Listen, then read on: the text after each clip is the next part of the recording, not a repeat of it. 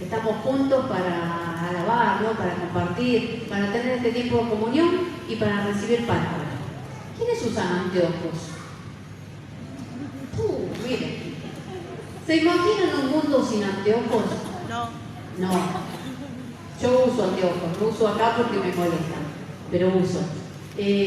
Algunos usan más de un anteojo para larga distancia y para cerca. Acá usan algunos muchos anteojos. Bueno, ¿se imaginan un mundo sin anteojos? Nos incapacitaría para hacer la vida cotidiana. ¿Se imaginan un mundo sin luz eléctrica? ¡Wow! Terrible, ¿no? Espantoso. Claro, pero eso es otra cosa. Ahora es la dependencia de los aparatitos. ¿Se imaginan sin lamparitas el mundo?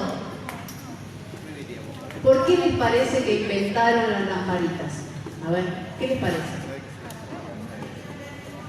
Querían ver mejor. Los anteojos, porque la gente no veía.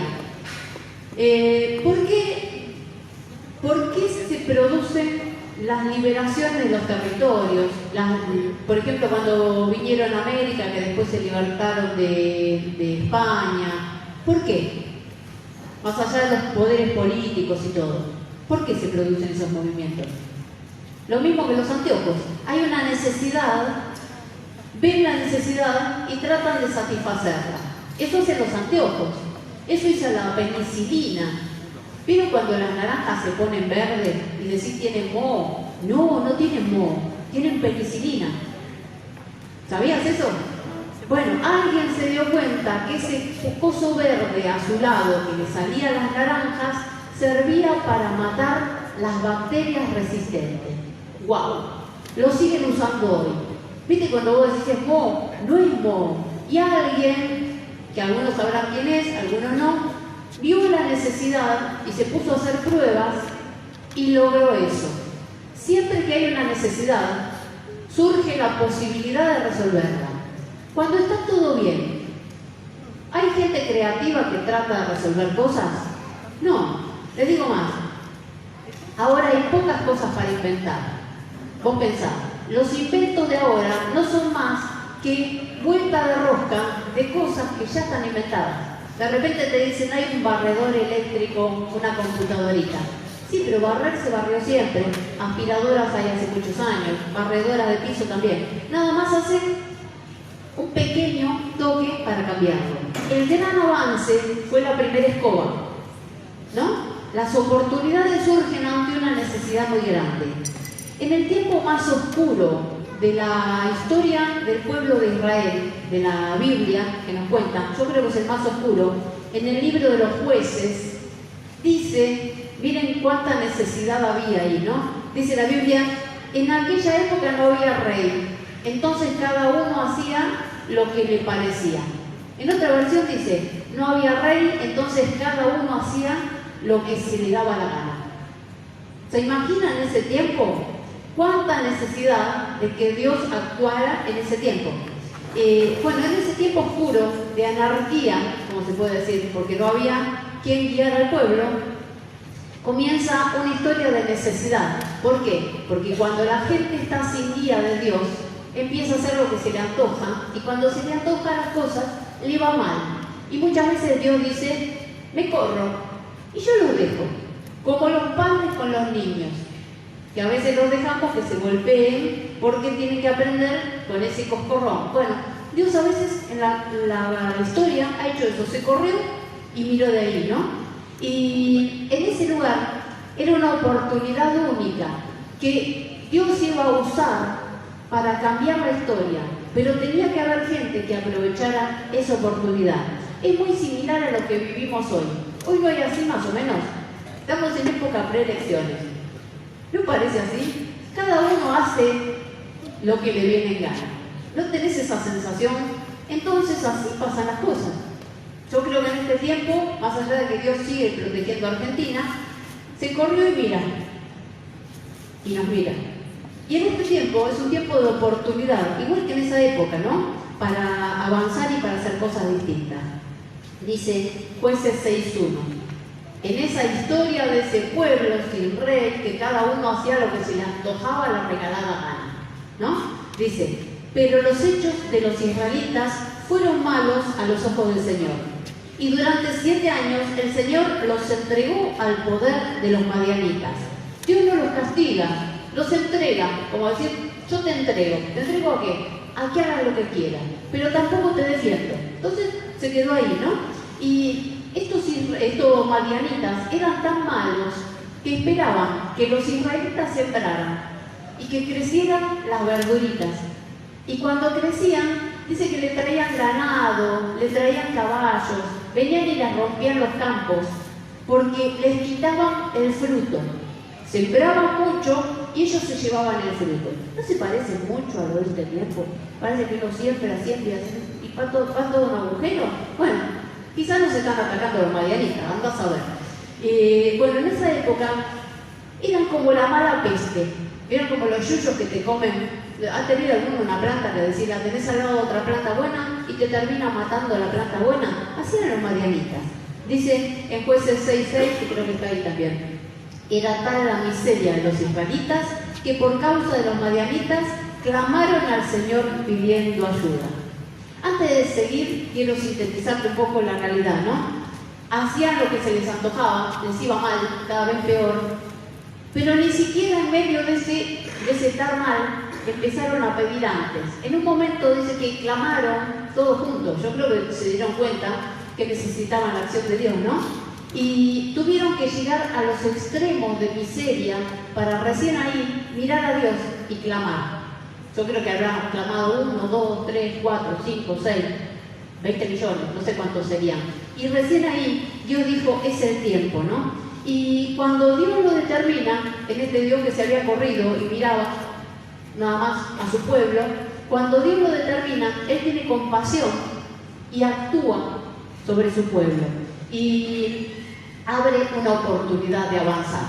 Me detengo un cachito antes de ir a la palabra. Nuestra Argentina necesita que sus hijos, que son vos y soy yo, pidamos perdón por nuestro país, porque estamos en época de elecciones. Y estamos en una época en que pareciera que viene algo muy similar a los madianitas y se come el fruto y parece que estamos cada vez peor.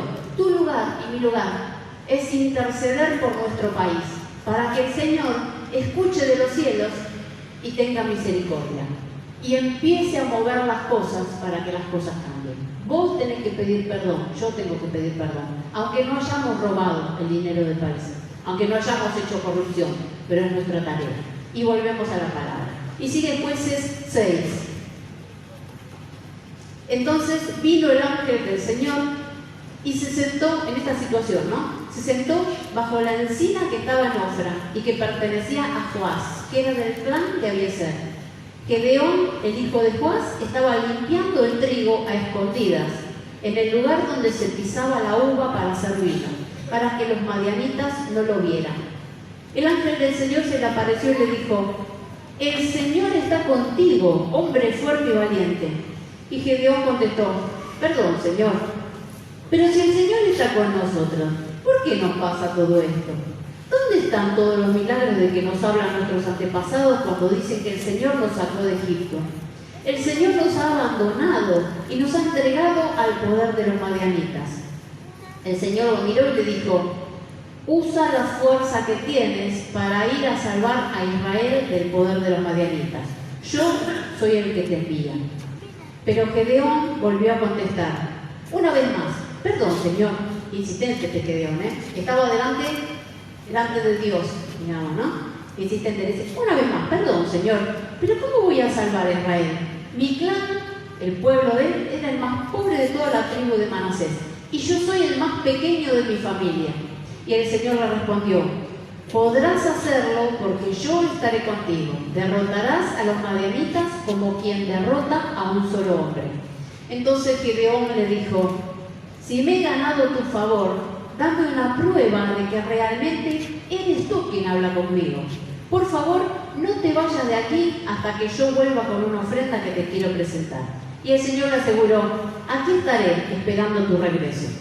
Bueno, resulta que se va, Gedeón mata un cabrito, le hace pan y cuando vuelve, está todavía el ángel, lo pone sobre una piedra, estoy resumiendo así no leemos tanto, ¿no? Lo pone en una piedra y el ángel hace con caldo encima, sopa se tira encima, ¿no? Imagínense un cabrito, sopa y pan, todo, ¿eh? Y el Señor hace, prende fuego y consume todo. Entonces dice Gedeón, ay Señor, Señor, he visto cara a cara al ángel del Señor. Pero el Señor le contestó, no tengas miedo, que no vas a morir, recibe mi paz. Entonces Gedeón construyó allí un altar en honor del Señor y lo llamó El Señor es la paz. Este altar todavía está en Ofra, ciudad del clan de Abiezer. Increíble historia, ¿no? ¿Conocían la historia de Gedeón? Léela, porque te va a enseñar mucho. En un momento en el que estamos en situaciones muy parecidas y que el Señor nos tiene que hablar y nos tiene que hacer ver por medio de esta historia, ¿no? La necesidad produjo la oportunidad y Dios en el medio de eso se decidió a elegir a alguien para empezar a actuar. Dios nos ve distinto a como nos vemos. Dios necesitaba un libertador valiente para sacar al pueblo de esta situación en la que estaban. No tenían guía, estaban re mal, recontra pecadores y los madianitas le pasaban por encima. ¿Vos hubieras elegido a un agricultor, un hombre de campo, escondido en una pileta con vino viejo, porque era donde pisaban el vino? Era una pileta, imagínate, como una pelopincho, ¿no? En la tierra, donde pisaban el vino. Ahí estaba escondido separando el trigo de la paja para guardarlo. ¿Vos hubieras elegido a este hombre? Definitivamente no. Para nada. Hubieras elegido un político, una persona poderosa, una persona con una autoridad determinada delante del pueblo, de un pueblo representativo de Israel, no de lo más chiquito, de lo más chiquito, de lo más chiquito. Sin embargo, Dios vio cosas que ni vos ni yo vemos, ¿no? Dios vio a un hombre activo y trabajador y dispuesto, y con la disposición a hacer lo que tuviera que hacer en el momento. Fíjate, cuando le habla, le dice, ¿cómo le dice? Le habla de que él es esforzado y valiente, ¿no? Un hombre valiente. Él estaba trabajando, estaba haciendo, lo llama hombre fuerte y valiente. Estaba haciendo lo que tenía que hacer en el momento, aunque no era la mejor tarea, pero estaba haciendo lo que tenía que hacer. Y Dios lo ve como fuerte y valiente. ¿Vos lo ves a Gedeón como fuerte y valiente? Yo no, la verdad que no. Sin embargo, Dios sí, porque dice en 1 Samuel 16:7 que Dios no ve lo que ve la gente, sino que ve el corazón. Así que probablemente a vos, que quizás no te sentís, ¿quién se siente fuerte y valiente? A ver, fuerte y valiente, acá tenemos 1, 2, ¿alguno más? 3, acá hay una fuerte y valiente. ¿Algún más fuerte y valiente? 4, Miguel. Listo. ¿Estamos? ¿El resto? O fuerte, valiente, a veces, según el día, como 15 de la mañana. Bueno, quizás Dios te está mirando en este momento y te está viendo fuerte y valiente. Quizás vos no te ves como te vemos nosotros y como te ve el Señor, porque el Señor no mira como miramos nosotros, sino que Él ve tu corazón. Lo que yo no puedo ver, el Señor lo ve. Y vio que estaba activo cuando todos los demás estaban escondidos, ¿no? Estaban todos escondidos. Este estaba escondido, pero haciendo lo que tenía que hacer. Hacía lo que venía. ¿Y qué es importante que estemos activos? ¿Por qué es importante que estemos activos? Porque Dios no solamente ve nuestro corazón, sino que ve también lo que hacemos con lo que tenemos. Él tenía solamente trigo, tenía un lugar para esconderse, no tenía más que eso. Y estaba haciendo lo único que podía hacer en ese momento: esconderse y separar el trigo para vivir. Estaba dándole sustento a su familia, cuando los demás estaban escondidos, ¿no? Bueno, ¿qué es lo que haces vos para el Señor? ¿Estás dispuesto a hacer lo que venga a la mano? ¿Estás activo en este tiempo trabajando para el Señor en lo que venga a la mano? Bueno, aunque no sea lo que más te gusta para hacer, viste una necesidad y la estás haciendo, aunque crees que no es lo mejor, no lo podés resolver bien y todo lo demás, ¿lo estás haciendo? Bueno, el Señor probablemente esté mirando ahí en donde vos estás y te esté viendo activo, haciendo lo necesario. Porque Dios busca gente activa, gente dispuesta. Eso sí lo busca. Porque no va a buscar a una persona y decir, la voy a tener que motivar, primero te voy a tener que levantar, la voy a tener que hacer trabajar. No te digo que hagas todo el tiempo todo, pero ¿estás activo para el Señor? ¿Estás dispuesto? Eso es lo que vio en la vida de Gedeón. Todo lo demás lo iba a hacer él, ¿no? Dios ve el potencial en lo que haces en este momento. Quizás vos estás sirviendo a Dios en algo que vos decís es poquito o es mucho, según como estás cansado, o no es tu área ideal. De repente decís, estoy sirviendo a la leche, no es tu área ideal. Bueno,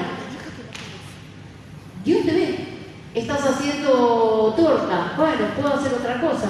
Dios te ve que estás activo y estás actuando en lo que es necesario en este tiempo. En la Biblia vemos que Dios llamó siempre a gente que está activa, está ocupada y está haciendo lo necesario en el momento.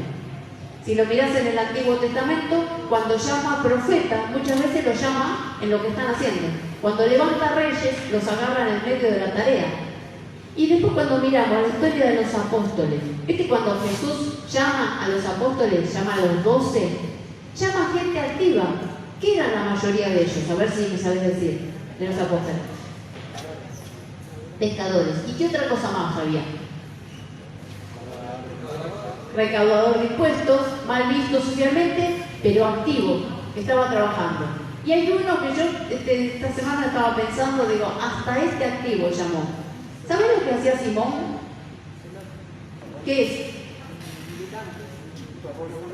Un revolucionario. Llamó a un revolucionario. Qué loco, ¿no? Pero hacía lo que creía. Un piquetero. Jesús llamó a muchos pescadores, algunos no nos cuentan que eran, ¿no? Llamó a muchos pescadores, llamó a uno que era cobrador, que estaba recontra mal visto, y llamó a un activista político, digamos, no le vamos a decir piquetero porque no sé si cortaba calles, pero un activista político. Todos estaban haciendo lo necesario, que según ellos era necesario en ese momento. Buscó filósofos. Vieron que en la antigüedad el que tenía plata era filósofo, ustedes sabían. Entonces se pasaban el día mirando las estrellas, esos que son los científicos que estudiamos hoy. Bueno, era mucha gente de plata, o que se los bancaba la historia, el trabajo de ellos. Porque si no, no podían estar mirando el cielo, porque alguien tiene que cultivar, alguien tiene que trabajar. Bueno, ¿llamó filósofo Jesús? No llamó filósofo. Y si lo llamó, los cambió en el camino. Llamó personas que decían, no, yo la verdad que no trabajo, ¿vieron que no voy a hacer nada? Hasta que el Señor no me revele lo que yo tengo que hacer para mi vida, hasta que no tenga el llamado confirmado, no voy a hacer nada. Ese tipo de personas le va a costar mucho más escuchar el llamado del Señor, porque siempre llamó a gente que trabajaba. Y Dios vio el potencial en Gedeón, y lo ve en vos. ¿Estás haciendo todo lo que te viene a la mano hacer? ¿Estás haciendo todo lo que podés en este tiempo? ¿Querés que el Señor te use para avanzar, a satisfacer la necesidad de este tiempo, en lo que sea? ¿Te renueve la visión? ¿Te muestre el propósito nuevo? Bueno, hacé, trabajá y esforzate en donde sea. En eso chiquitito que vos podés hacer, o en eso grande que podés hacer, pero sabés que no es lo que es para tu vida. Que vos decís, el Señor no me llamó para esto. Bueno, a Gedeón tampoco lo llamaron para separar trigo de paja. Sin embargo, lo hacía. Él ve, Él te ve, Él planea y Él elige. Y siempre va a elegir a los que están con la pala en la mano, como digo yo, con la escoba en la otra, y con disposición a ir a hacer lo necesario. Y Dios se ocupa de responder nuestras dudas y temores. Primero, ¿no? ¿A quién llama? ¿A vos te puede llamar para responder a una necesidad? Seguro. Te digo más, las necesidades de esta iglesia en servicio y en avance las va a cubrir con todos nosotros. No va a esperar a que venga gente de afuera. Dios nos llama cuando nos ve activos, en eso es lo que estamos activos. Pero también se ocupa de contestar nuestras dudas y temores. Que Dios se parece mucho a mí y probablemente a vos, ¿no? No es lo valiente, sino en las dudas. ¿Quién se pelea con Dios? Así de discutirle. Bien, más. Acá más que los fuertes y valientes. Algunos fuertes y valientes también se pelean con Dios. Son de preguntarle cosas y decirle, ¿por qué, Señor? ¿Por qué, Señor, nos has abandonado? Nos pasa, ¿no? Bueno, somos todos así. Yo me parezco mucho a Gedeón. Y primero le dice a Dios, vos me decís que estás con nosotros, pero ¿dónde están tus milagros? Venís a decir que estás con nosotros o venís a libertar. ¿Y dónde están tus milagros? Si yo estoy escondido acá haciendo esto, ¿dónde está el Dios de milagros? Y después le dice, vos sos Dios y estás eligiendo a quién. Elegís al orejón del tarro, se decía. ¿Vieron cuando uno tiene un frasco con aceituna y la de abajo nadie la quiere porque está toda aplastada? Bueno, Gedeón era la aceituna de abajo del frasco. Era la última galletita del paquete, viste, esa que nadie agarra porque está toda rota. Bueno, le dice, vos me elegiste a mí, que yo soy la última galletita, la que está toda aplastada y toda rota, y se le salió el dulce.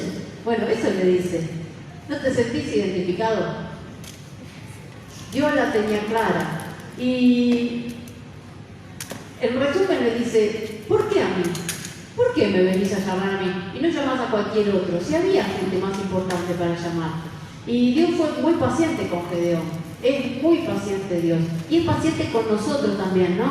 Muchas veces cuando se nos presentan dificultades cotidianas de la vida diaria, nos ponemos como Gedeón. No hablamos de cosas extremas.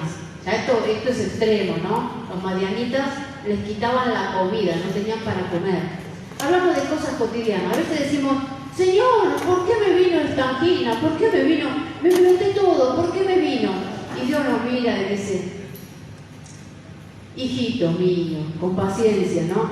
Muchas veces dudamos de Dios cuando nos pasa algo, como dudó Gedeón, y le preguntamos, y le reclamamos, y nos enojamos, y Dios nos mira y dice, falta que me pongas el cabrito para que lo queme y te des cuenta que soy Dios todavía, ¿no? Y Él es un Dios paciente y misericordioso, así como lo fue con Gedeón, es también con nosotros, y no nos rechaza por eso.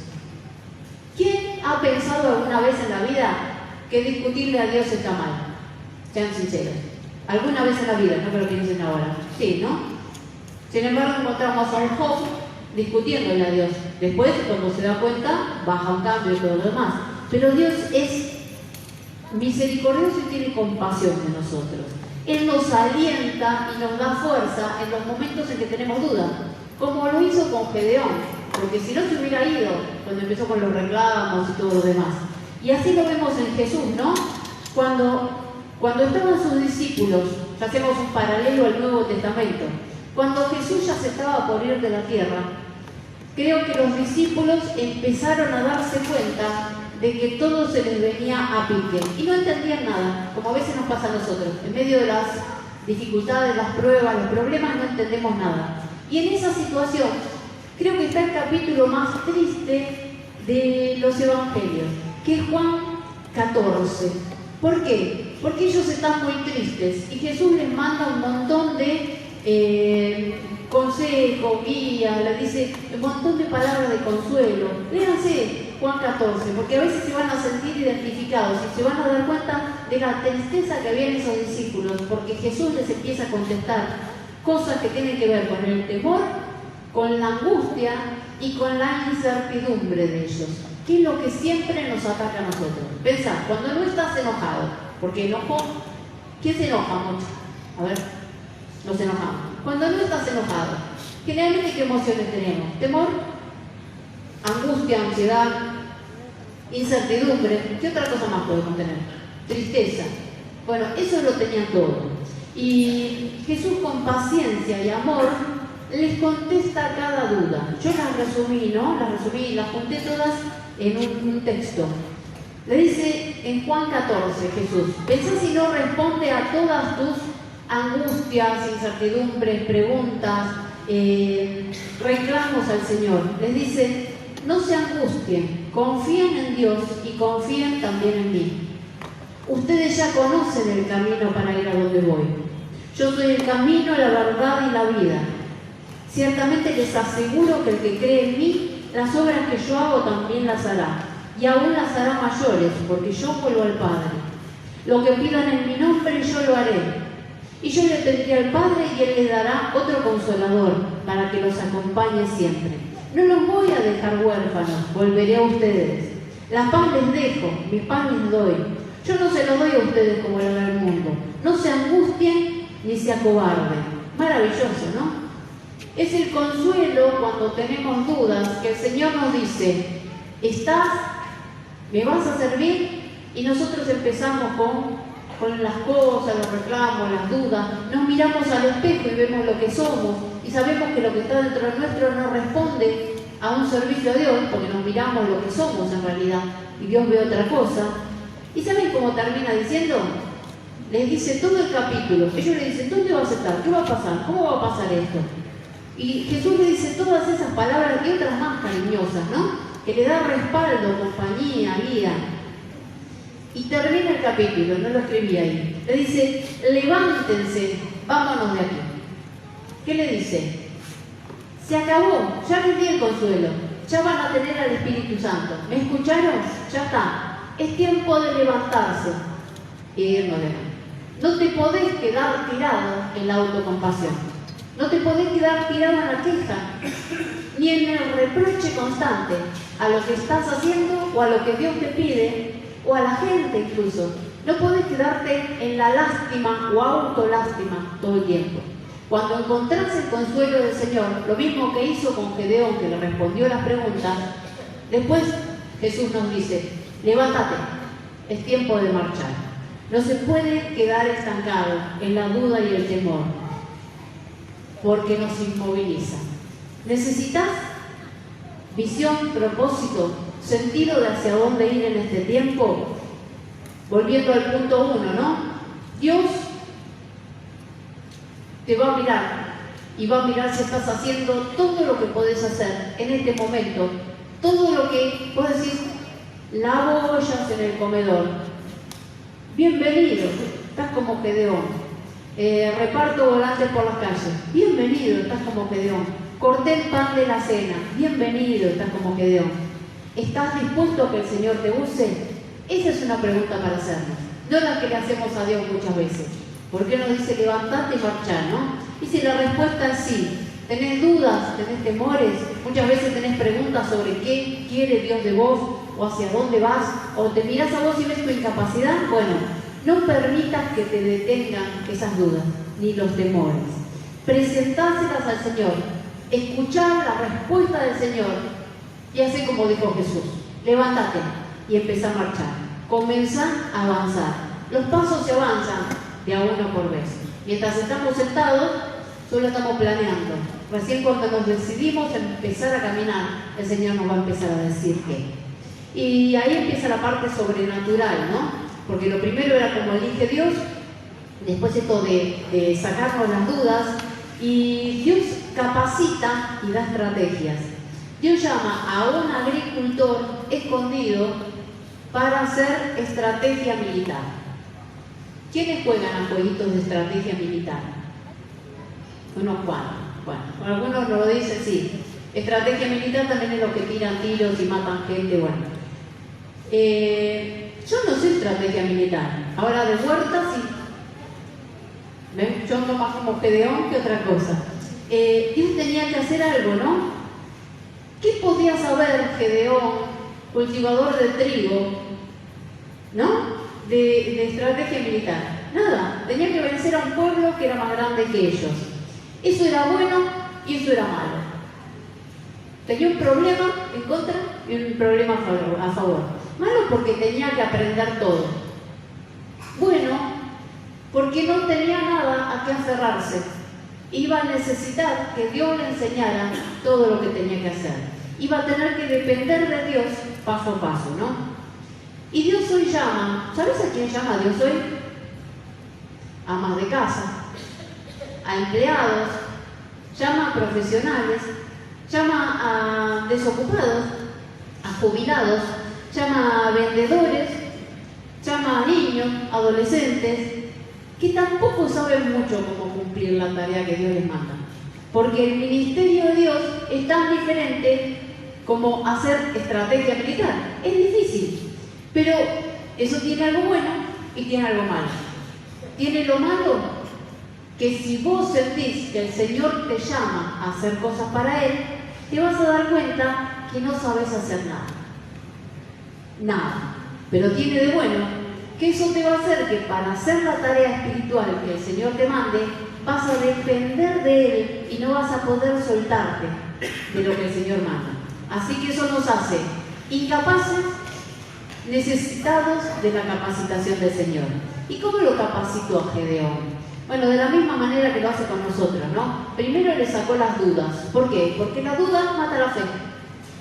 No hay fe cuando hay duda. Es una de las cosas, fe o duda. Y el que no sabe la historia, lea, tómese el trabajo de leer Jueces 6, de ahí en adelante, porque Gedeón es como yo y le pide muchas pruebas a Dios. Muchas. Le pide una prueba y le pide otra. Le dice, si sos vos Dios, yo dejo un cuerito de peluche ahí de oveja y hace que haya rocío en todos los lugares, menos en el cuerito. Entonces voy a decir, re loco, así pasó. Y después le hace otras pruebas, ¿no? Bueno, Dios le contestó a su falta de fe sacándole las dudas, lo primero que hizo. Y después le dio tareas sencillas. Porque Dios no te va a llamar un día a enseñar en una clase. Dios te va a dar tareas chiquitas, a ver si vos sos como Gedeón, un trabajador que se anima a dejarse guiar, y después te va a dar tareas más grandes. ¿Y qué le hizo? Le dijo, vos levantate de noche y andá a tirar, lo resumo, ¿no? A tirar un ídolo que hay en el pueblo, y lo hizo tirar abajo el ídolo, lo hizo hacer ahí un sacrificio, lo hizo hacer cosas que no tenían que ver con los madianitas, y Dios se obedecía. Y Gedeón hizo tal cual como Dios le mandó. Se puso al pueblo en contra y todo. Hizo un montón de cosas. Le dio tareas sencillas y Gedeón las cumplió. Y después le dio estrategias para avanzar. Primero le sacó la desconfianza, después le dio tareas chiquititas que Dios sí las cumplía tal cual como el Señor mandaba. El Señor te manda a cortar pan en cuadraditos, no lo cortes en triángulo. Porque a vos te dijo alguien que tiene la tarea que lo hagas en cuadraditos, porque el Señor ve. Y después sí le mandó estrategia militar para avanzar. Y vio cómo hacía Gedeón en su obediencia, ¿no? Y con vos y conmigo va a ser lo mismo. Nos saca la incredulidad. Lo primero que tenemos que vencer es la incredulidad. Cuando no crees, no hay nada que te digan, te dicen Dios te ama. Y vos decís, sí. Te dicen, qué sé yo, Dios te va a sanar. Sí. La paz de Dios sobrenatural, que dice que el Espíritu Santo la da, está en vos. Sí, bueno, eso es lo primero que tiene que sacar el Señor, la incredulidad. Y después nos va a mostrar, no el ídolo del pueblo, nos va a mostrar en nuestra vida, antes de usarnos y mandarnos a hacer lo que Él quiere, nos va a mostrar los ídolos que hay en nuestro corazón. ¿Qué son los ídolos? Esas cosas que nos separan de Dios. Los pecados habituales. Nos va a mostrar las cosas que tenemos que modificar en nuestra vida y cambiar para que Dios pueda ser el dueño de nosotros y enseñarnos hacia dónde caminar. Vos decís, yo no tengo ídolos. Todos tenemos ídolos. Eso que cuando te levantás a la mañana te viene a la cabeza y decís, ay, eso me preocupa. Bueno, el trabajo, la familia, un vicio, una mala costumbre. Podemos ser los ídolos nosotros, que tenemos que cambiar nuestra forma, nosotros se entiende, ¿no? De decir, me importo solo yo. Bueno, Dios nos va a mostrar todo eso que es necesario cambiar antes de hacernos avanzar a eso que Él tiene. Y nos va a ver si obedecemos o no. Y en la medida, como dicen Jesús había dicho, ¿no? En la medida en que nos da, va a haber probando si nosotros hacemos lo que Él nos dice. Buen siervo que en lo poco fue fiel, y entonces Él da más responsabilidades. Lo mismo que hacemos nosotros, lo mismo que hacemos con los hijos. Nadie le dijo, bueno, hacete a un hijo, ¿no? Hace una torta. Un día le decís, hace una milanesa. Y si te quemó la sartén, no le das una torta. Bueno, Dios hace lo mismo con nosotros. De a poquito nos va dando tareas. Y después nos capacita y nos guía para lo que sea necesario. Vos decís, ¿qué voy a hacer yo para el Señor? Todo lo que Él te enseñe a hacer.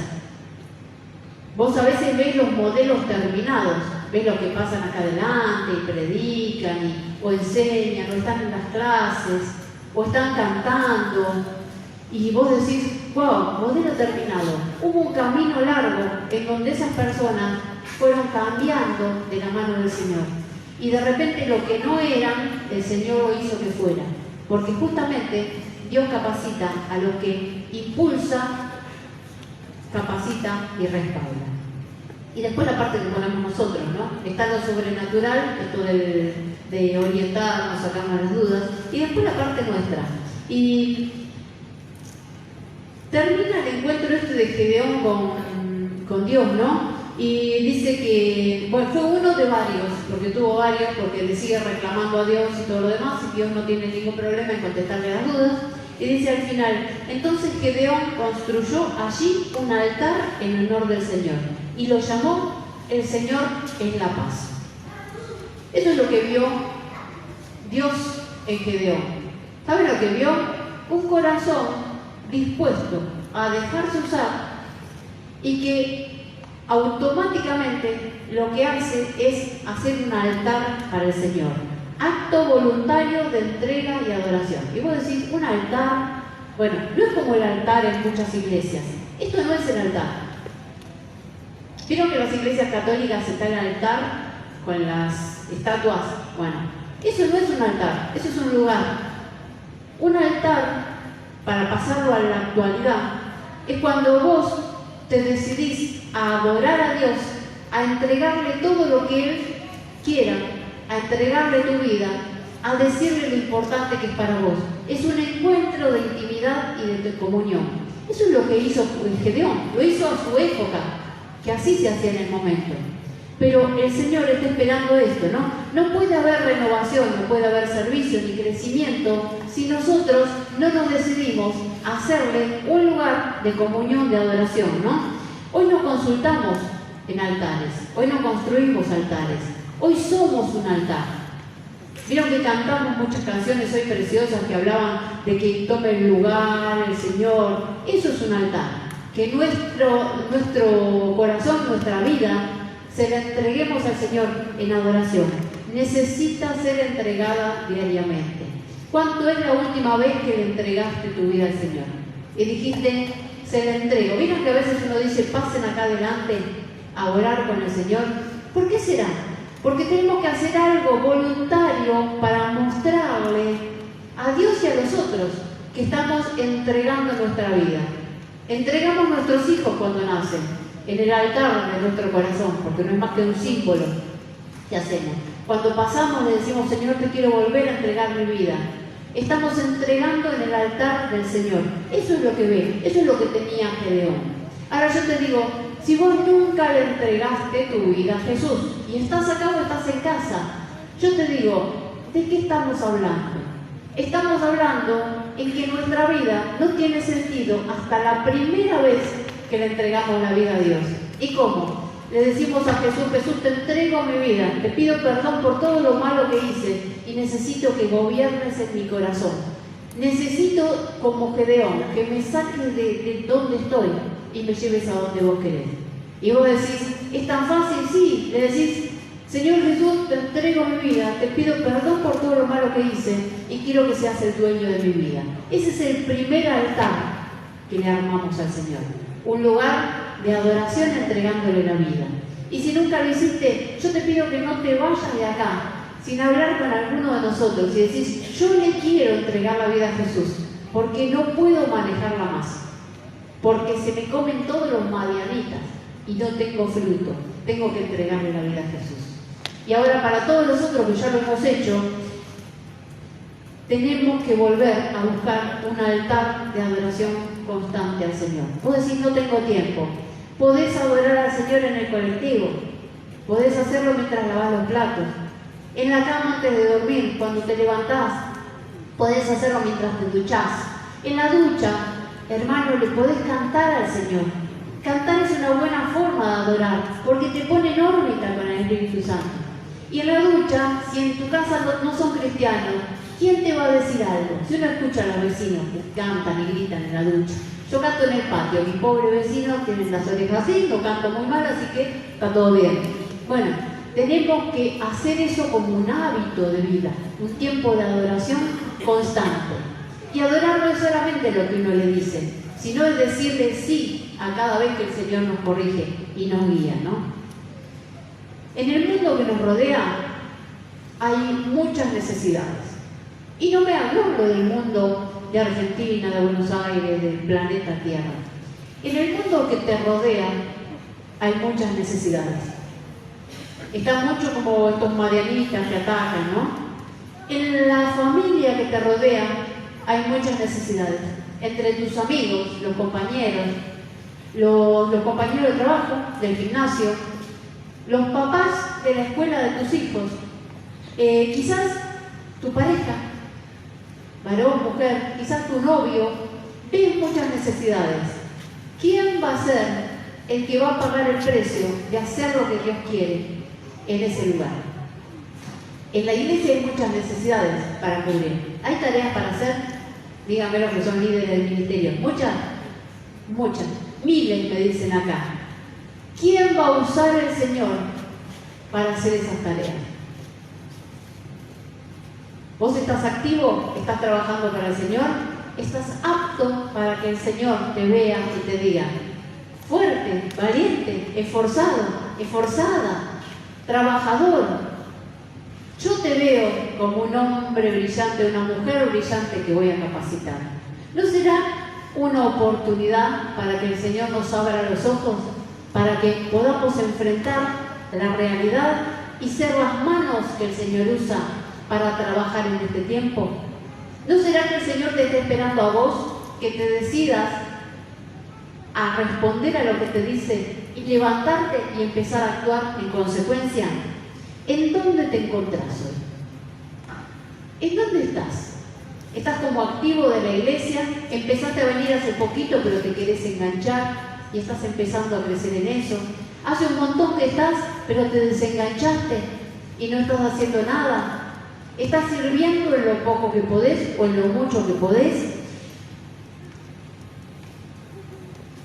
Estás en un buen lugar, porque es, como dice Germán, un lugar con muchas posibilidades de trabajo y de avance. Y Dios te ve ahí donde estás, y Dios te ve en tu corazón. Yo veo parte de tu corazón, Roberto ve parte de tu corazón, pero el Señor te ve con tus cosas buenas y con tus cosas horribles. Vos no tenés cosas horribles. ¿Tenés cosas horribles? ¿Tenés bajezas horribles? El Señor te ve, que Dios seguramente las tenía. Es tiempo de exponernos a que Él nos oriente, nos reenfoque y nos impulse a avanzar. Es tiempo de avanzar. Es tiempo de un avance extraordinario. Vos decís, la iglesia avanza. Vos sos la iglesia. No somos nosotros. Somos nosotros. Pero sos vos. Y soy yo. Y acá tenemos iglesia. Ahí tenemos iglesia. Es tiempo de avanzar con el Señor. ¿Tenés dudas o temores? ¿Tenés dudas que te asaltan? ¿Preguntas que le haces al Señor? Sí, el Señor las responde. Pregúntale a Él, no le preguntes al vecino. No mires la tele a ver si te contesta las preguntas. No pongas C5N, que nos decían ayer. No pongas Infobae. No leas el Clarín. Preguntale al Señor que te conteste las dudas. ¿Tenés pecados habituales que sabés que tenés que cambiar y modificar? Cosas que tenés que dejar. A ver, ¿quién es valiente para decir, yo sé lo que tengo que cambiar en mi vida? Es tiempo de cambiarlo. Tomar medidas extremas en situaciones extremas. ¿Sabés cómo ayuda mucho?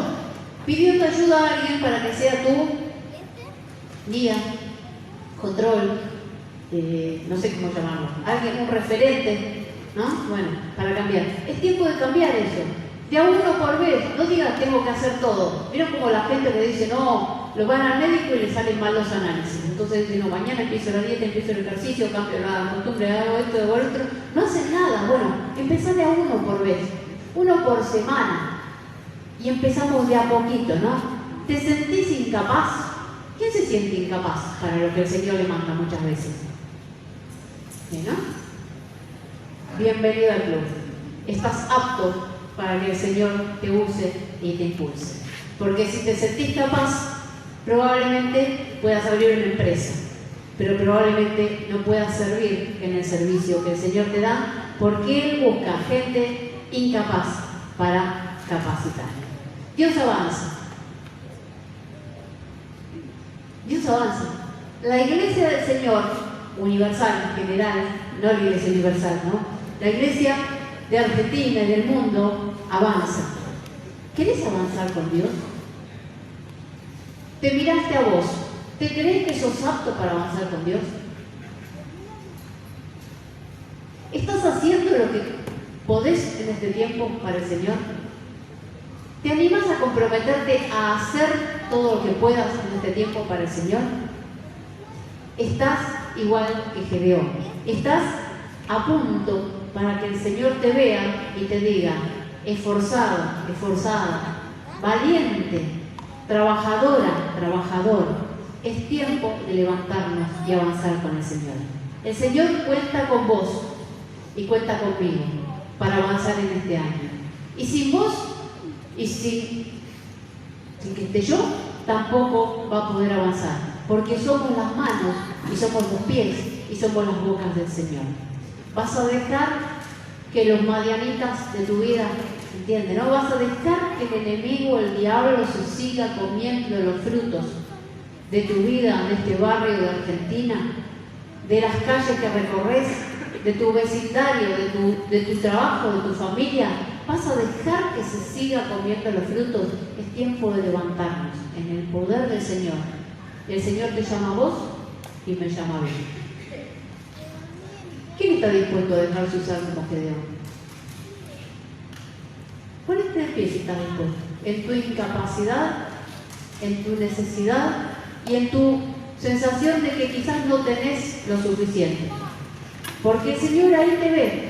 Como decía, de que Él cuando eligió a David, eligió al más chiquito, igual que Gedeón, al más chiquito, al despreciado, al que criaba las ovejas, al que nadie daba un peso por él. Dijo: no tienen un hijo más, y lo llamó a Esther, el despreciado. Y a ese lo vio, porque ese no se la creía, pero ese cantaba en el medio de las montañas y le decía al Señor que era bueno, que era lindo, y el Señor lo vio. Y el Señor te ve a tu disposición. Es tiempo de exponernos a Él y permitirle que nos cambie el corazón.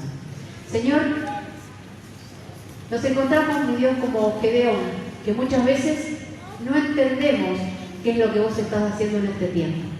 Señor, vemos nuestra tierra, nuestra Argentina, que está en medio de luchas, de peleas políticas, Señor, problemas económicos, problemas morales serios, Señor. Un tiempo de una moral caída terrible, en donde lo malo parece bueno, Señor, y lo bueno se ve muy poco, Señor. Estamos en un tiempo de crisis familiar, mi Dios, que los hijos no respetan a los padres, que los padres no respetan a los hijos, no los crían, mi Dios, los abandonan. En este tiempo nos queremos levantar como hijos tuyos, Señor, para pedirte perdón por Argentina. En este tiempo de preelecciones, para pedirte perdón por Argentina, Señor, por la corrupción, por el cohecho, mi Dios, por las peleas, Señor, por no querer el bien de este lugar, mi Dios. Señor, te pedimos perdón por los pecados de nuestro país, perdón por las leyes horribles de nuestro país, Señor, que matan bebés, mi Dios. Te pedimos que sanes nuestra tierra, Señor, y queremos que nos uses a nosotros, como lo hiciste con Gedeón. Señor, yo veo acá un montón de Gedeones, Señor, gente que está haciendo lo que puede con lo que tiene en el momento que tiene, Señor, que has puesto en sus manos cosas chiquitas para hacer y las hacen, Señor. Los bendigo en el nombre de Jesús y te pido que en este tiempo vos les muestres un proyecto más grande, Señor, para ampliar lo que les has pedido hasta este momento. Señor, levantanos, Señor, quita toda duda de nuestros corazones, Señor. Mostrarnos la tarea, Señor. Decirle a cada uno que es esforzado, que es valiente, Señor, que es un hombre o una mujer que puede ser usado para vos.